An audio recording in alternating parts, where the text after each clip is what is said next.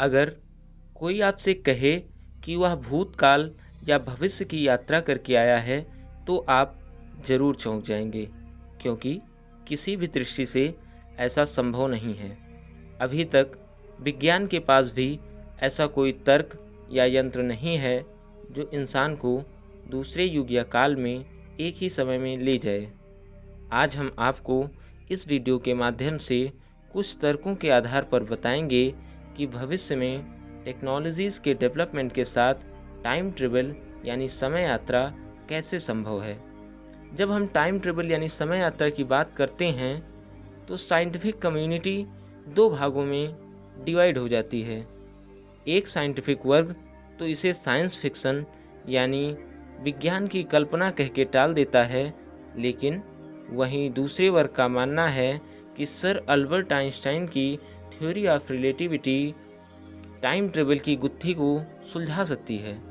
Einstein की theory of relativity हमें time यानी समय और स्पीड यानी गति के बीच के संबंध को समझाती है। यह थ्योरी ये कहती है कि हर परिस्थिति में समय एक गति से नहीं चलता। समय पूरी तरह स्पीड यानी गति पर आश्रित होता है। इसे आसान भाषा में ऐसे समझिए, अगर आप किसी निश्चित दूरी को साइकिल से ट्रेवल करते हैं तो आपको अधिक समय लगेगा, और आप उसी दूरी को कार से ट्रेवल करते हैं तो कम समय लगेगा। यदि आप उसी निश्चित दूरी को प्लेन से कवर करते हैं तो आपको और कम समय लगेगा। इसी तरह अगर आप अपनी गति बहुत तेज कर लें तो आप समय से आगे निकल जाएंगे, जिसे हम भविष्य कहते हैं। आपको हम एक मज़ेदार बात बता दें कि एक समय के महान साइंटिस्ट रहे स्टीफन हॉकिंग ने शुरू में समय यात्रा की अवधारणा का विरोध किया था। उनके अनुसार यदि समय यात्रा संभव है तब भविष्य से आने वाले समय यात्री कहाँ हैं? भविष्य से कोई समय यात्री नहीं है, इसका अर्थ है समय यात्रा संभव नहीं है। लेकिन पिछले कुछ वर्षों में सैद्धांतिक भौतिकी यानी थ्योरेटिकल फिजिक्स में काफ़ी कुछ नई खोजें हुई, जिससे प्रभावित होकर हॉकिंग साहब ने अपना मत बदल लिया। फिर उन्होंने अपने ही द्वारा दिए हुए तर्क के विरोध में कहा कि हमारे पास भविष्य से यात्री इस कारण नहीं आते होंगे क्योंकि हम इतने महत्वपूर्ण नहीं हैं। उनका मानना था कि समय यात्रा कर सकने में सफल सभ्यता काफ़ी विकसित होगी। वह किसी तारे की पूरी एनर्जी को एक्सप्लॉइट कर लेने यानी खींच लेने में सक्षम होगी। उनके अनुसार जो भी सभ्यता तारों की एनर्जी पर कंट्रोल कर सकती है, उनके लिए हम एक छोटी पिछड़ी हुई सभ्यता से बढ़कर कुछ नहीं हैं। जिस प्रकार आप अपना ज्ञान चींटियों को नहीं देना पसंद करते, उसी प्रकार वो भी हमारी सभ्यता को, जो उनके कंपैरिजन में काफ़ी पिछड़ी हुई है, उसमें कोई इंटरेस्ट ना रखते हों और यहाँ आना भी ना पसंद करते हों। जहाँ तक बात है टाइम मशीन बनाने की, तो टाइम मशीन आने वाले समय में हो सकता है बना पाना संभव हो, लेकिन उसके लिए हमें काफ़ी सारी मात्रा में एनर्जी की रिक्वायरमेंट होगी।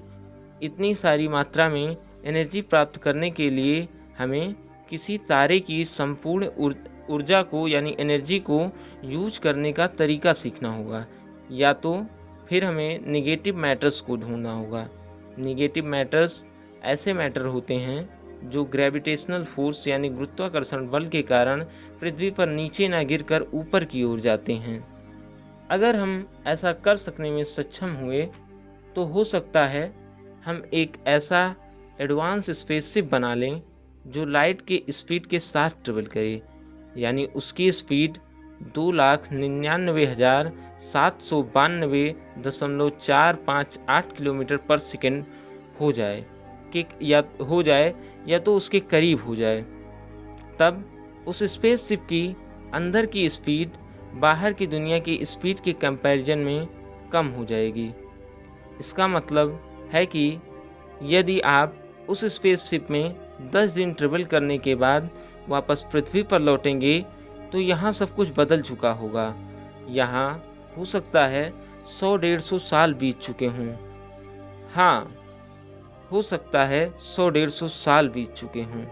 मतलब भविष्य में जाना संभव है, लेकिन जहाँ तक बात है भूतकाल में जाने की, तो वह एक ही दृष्टि से संभव लगता है, वो है वार्म होल्स। वार्म होल्स एक ऐसा पैसेज है जो 2 टाइम पीरियड को एक साथ जोड़ता है, लेकिन आज तक साइंटिस्ट एक भी वार्म होल नहीं डिटेक्ट कर पाए।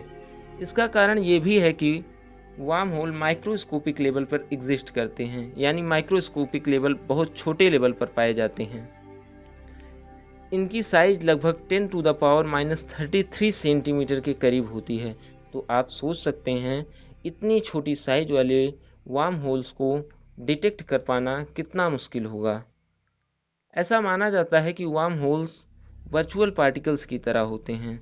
अगर आपको नहीं पता कि वर्चुअल पार्टिकल्स क्या होते हैं, तो हम आपको बता दें, इस यूनिवर्स में कुछ ऐसे पार्टिकल्स हैं जो अपने आप अस्तित्व में आते हैं और गायब हो जाते हैं। इसका किसी को नहीं पता कि इन पार्टिकल्स का निर्माण कैसे होता है और ये गायब कहाँ हो जाते हैं। वार्म होल्स भी ठीक इसी प्रकार हैं। चलिए मान भी लीजिए कि हम किसी भी तरह इतने छोटे वार्म होल्स को गायब होने से पहले डिटेक्ट भी कर लें, तो उसकी इतनी छोटी साइज से तो हम ट्रेवल नहीं कर सकते। तो हमारे पास दूसरी समस्या आएगी, उसे मैग्नीफाई करने की, यानी उस वार्म होल को बड़ा बनाने की।